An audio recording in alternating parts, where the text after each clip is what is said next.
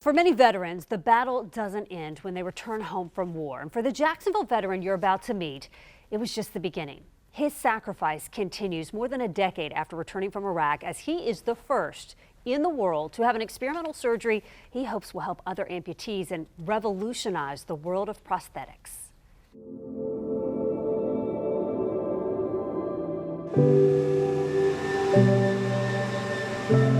There were 8 insurgents that were waiting for me. My vehicle ran over the roadside bomb.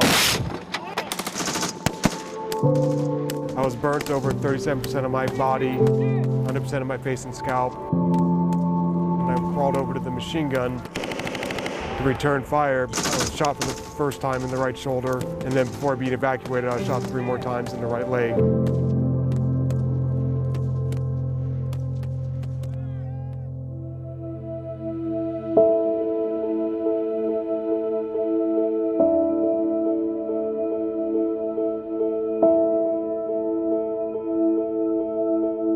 Before being injured in a 2005 ambush in Iraq, Army Staff Sgt. Jerry Majetich dedicated 4 years of his life to the Marines and another 15 to the Army. There will be other wars, there'll be other amputations, and I want to make sure that things are better for those that follow behind me.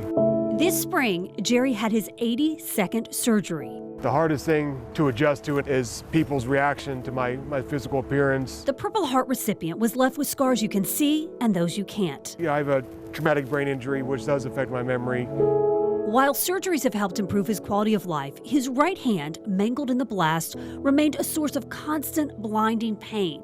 Last summer, he made the difficult decision to have it amputated. The hand was collapsing, and the last surgery was 17 and a half hours, but it failed. And I asked him to please take it at that time.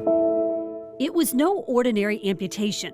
He became the first person in the world to have an experimental surgery on an arm using what is called the AMI procedure.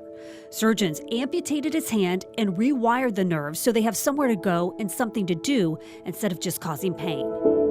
The thing that was unique about Jerry's surgery is we've taken it the next step, which is to try to reconnect the tendons to essentially reconstruct the wrist joint and the finger joint on the end of his residual limb, on the end of his amputation stump, to try to give him a better sense of control. Plastic surgeon Dr. Jason Souza worked alongside Dr. Scott Tintle, chief of hand surgery at Walter Reed National Military Medical Center. Thus far, it's been fantastic. As we're getting more and more normal to, the goal someday of one of my amputees playing the piano the way they did, before an injury. They say Jerry volunteering to push the science forward is just one more sacrifice he's made. Oh my gosh.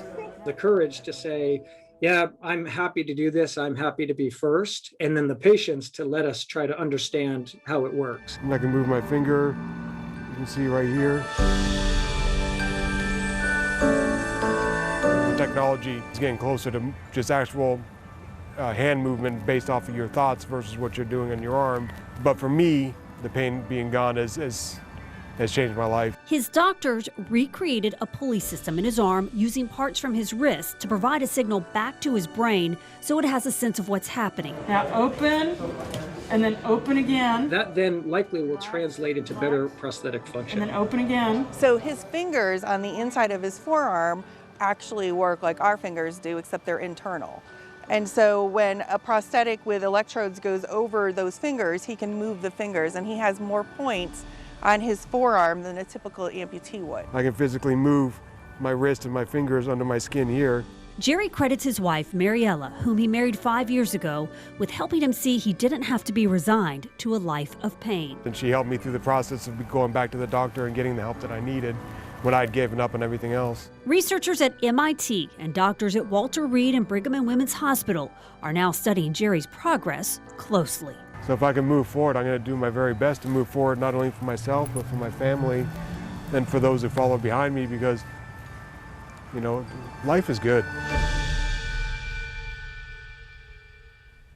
I mean, inspired by his positive outlook on life. He is such an amazing man. And as we told you last week, Jerry just became the recipient of a mortgage-free home. They just had the groundbreaking ceremony last week.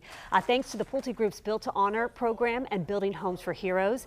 That house is being built in Nocatee, designed to accommodate his needs, and it's expected to be finished this fall.